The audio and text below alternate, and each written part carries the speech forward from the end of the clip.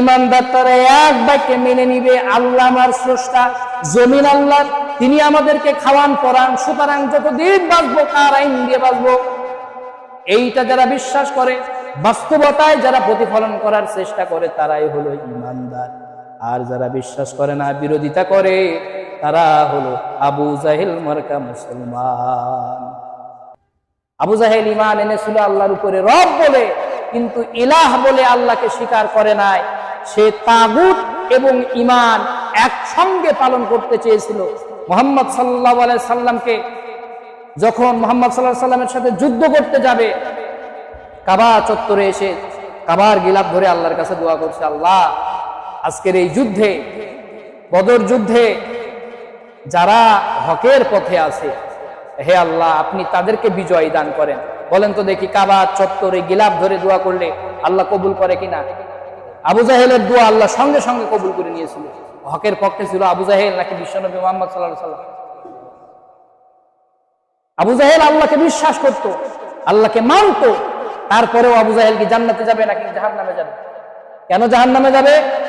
এই যে অবজেকশন তার একটা ছিল, আমি মুহাম্মদকে নেতা বলে মানতে পারবো না, আল্লাহকে আল্লাহ বলে মানতেছি, কিন্তু কোরআন দিয়ে সংবিধান, রাষ্ট্র পরিচালনা হবে এটা আমি চাই না। কোরআনকে মাইনাস করে বাপদাদা 14 পুরুষের যে সংবিধান, সেই সংবিধান অনুযায়ী আরব রাষ্ট্র গঠনের মৌলিক ভূমিকায় ছিল আবু জাহেল।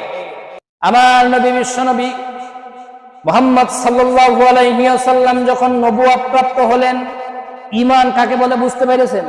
তাগুতের সাথে আপোষ করবে নাকি বিপক্ষ ছুটে যাবে? ঈমানদার যারা হবে তাগুতের সাথে আপোষ করবে নাকি আলাদা হয়ে যাবে? এক বাক্যে আমরা বুঝে নিলাম, যারা ঈমানদার, যাদের ঈমান আছে, ঈমানদার যারা দাবি করবে, তারা কখনো তাগুতের সাথে আপোষ করতে পারে। যারা ঈমানদার তারা এক বাক্যে মেনে নিবে আল্লাহ আমার স্রষ্টা, জমিন আল্লাহর, তিনি আমাদেরকে খাওয়ান পরান, সুতরাং যতদিন বাঁচবো তার আইন দিয়ে বাঁচবো।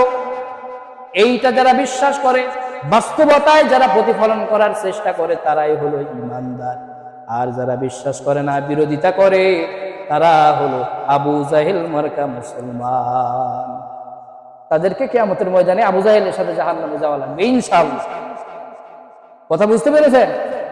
যারা আল্লাহকে আল্লাহ বলে মানে, মানার পরে আল্লাহর আইন দিয়ে রাষ্ট্র পরিচালনা করতে চায় না, হিংসা করে হোক বা যে কোনো অর্থের কারণে বা যে কোনো কিছুর কারণে বিরোধিতা করে, তাদেরকে কিয়ামতের ময়দানে আবু জাহেলের সাথেই জাহান্নামে যাওয়া লাগবে। আমরা কি আবু জাহেলের সাথে জাহান্নামে যেতে চাই?